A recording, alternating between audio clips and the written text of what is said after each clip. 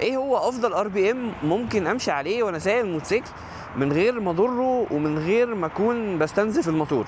السؤال ده بيتصير كتير جدا على اغلب الجروبات ومفيش رد منطقي حد يقدر يجاوبه لك مباشر.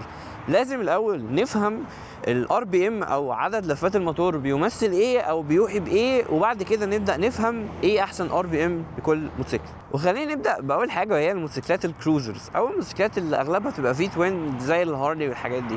الحاجات دي بتبقى سلندراتها كبيره، الستروكس بتاعتها طويله. الموتوسيكلات دي مش معموله عشان الهاي ار بي ام خالص. الموتوسيكل ده بيبقى مستريح جدا في ال 2.5 4 ار بي ام، لان هو مصمم انه يطلع لك اعلى تورك على الطلعه او في بدايه المشوار بتاع الموتوسيكل، عشان هو السلندرات بتاعته كبيره فبتقدر تديك تورك او طاقه كبيره على عدد لفات قليل. زي بالظبط العربيات انت هتلاقي العربيات الهاي برفورمانس يقول لك دي بتمشي 5 ار بي ام، فاهم؟ 5 ار بي ام انت في الموتوسيكل السبورت او الاربعه سلندر انت لسه بتدور. فهنا انت عندك سلندر اكبر، فالسلندر الاكبر ده بيديك تورك اعلى، بس مش محتاج ان انت تقرص عليه عشان تاخد منه احسن اداء. وفي نفس الوقت لو قرصت على موتوسيكل كروزر هو مش هيبقى مستريح، فهو راحته في ايه؟ في اللو ار بي ام. وده ياخدنا لتاني فئه وهي موتوسيكلات الواحد سلندر. موتوسيكلات الواحد سلندر هي مش معموله عشان تديك اقصى سرعه، موتوسيكلات الواحد سلندر معموله عشان تديك احسن توفير واحسن استهلاك للبنزين. فعشان يعملوا ده بيعملوا ايه؟ بيجيبوا موتور واحد سلندر مش كبير قوي، وبعد كده بيبدا يعمل لك عليه شويه بقى تحسينات. ايه بقى التحسينات دي؟ ان هو يعلي الار بي ام شويه عشان يبدا يديك قوه. هو مش معمول عشان الجري والسرعه، هو معمول عشان حاجه واحده بس، توفير، ويعيش معاك فترات طويله جدا. فهتلاقي ان الموتوسيكلات الواحد سلندر الار بي ام بتاعها بيزيد شويه، ممكن تبقى بتتكلم سكه مثلا 6 7 8 في الرينج ده بيبقى السويت سلوب بتاعتها او المنطقه المريحه في الموتوسيكلات دي. طيب وده ياخدنا لثالث حاجه، الموتوسيكلات الياباني بقى والاربعه سلندر بتاعه الجري الهاي برفورمانس دي معموله ليه اصلا؟ الموتوسيكل الياباني اللي معمول ان هو يطلع اعلى سرعه ممكنه ده الاربعه سلندر. الموتوسيكل ده مش معمول عشان تمشي بيه بالراحه، الموتوسيكل ده معمول عشان الار بي ام يبقى في رينج من 8 ل 11.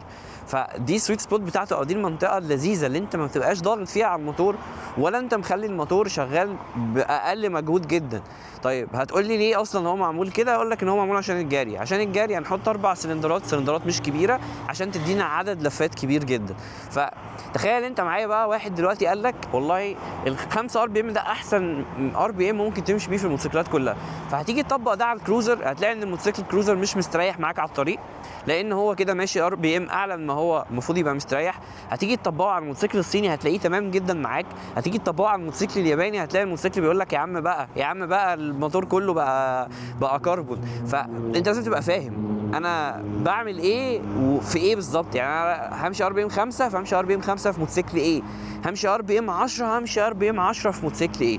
وده ياخدنا لنقطه، هو اصلا انا لما بمشي على ار بي ام اقل او ازيد من اللي الموتوسيكل محتاجه ايه اللي بيحصل؟ لازم تبقى عارف ان انا لو ماشي بموتوسيكل باقل من ما هو محتاج كار بي ام هيحصل كالاتي، الاهتزازات هتلاقيها ازيد بكتير جدا، الموتور مش هيبقى في حاله تناغم تامه لان انت ماشي في ار بي ام رينج غير اللي هو متصمم ان هو يبقى شغال فيه. ففي الحاله دي ان انت بتقلل عمر الموتور الافتراضي، بتزود الكربون جوه الموتور، تلاقي الموتوسيكل مخنوق منك.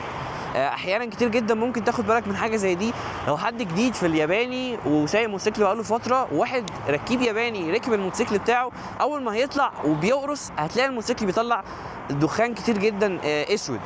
ده بيبقى بسبب ان اللي سايق الموتوسيكل ما بيقرصش عليه، فبيخلي ترسبات الكربون تزيد جوه الموتور. ففي الحاله دي انت بتضر الموتور مش بتفيده، يعني انت جاي مش بتريح الموتور. طيب والقرص بقى، لو انا عمال اقرص على الموتوسيكل ايا كان نوعه ايه، في الحاله دي انت بتسخن الموتور اكتر، بتعمل احتكاك عادي جدا جوه الموتور، فالموتوسيكل عمره الافتراضي بيقل معاك. فهتيجي تقول لي انت قرفتني وانا امشي بالراحه مش عاجبك، امشي حلو مش عاجبك. هقول لك لان في نقطه بقى ثالثه ودي نقطه مهمه جدا وهي الفلو ستيت. الفلو ستيت او الباور باند انا بحبها اسميها الفلو ستيت، هي مرحله التناغم التام. عارف انت اللحظه اللي انت بتبقى سايق فيها الموتوسيكل وتحس ان كل حاجه حلوه، الموتوسيكل صوته موتور مش بيطلع اهتزازات كتير والغيارات سلسه معاك، وتحس ان الموتوسيكل عايز يطير بجد، عايز يطير ايا كان نوعه ايه، بس تحس ان الموتوسيكل كده في حاله تناغم. دي حاله الفلو ستيت. الفلو ستيت اللي انا بحب اقول عليها فلو ستيت او البار باند. لازم تبقى عارف ايه هو البار باند وايه البار باند في كل موتوسيكل. المرحله دي اللي بيكون كل حاجه فيها متناغمه بتبقى غالبا في نص الار بي ام. يعني لو انت الموتوسيكل بتاعك فرضا 12 ار بي ام، المرحله دي هتبقى مثلا من 6 ار بي ام ل 8 ار بي ام.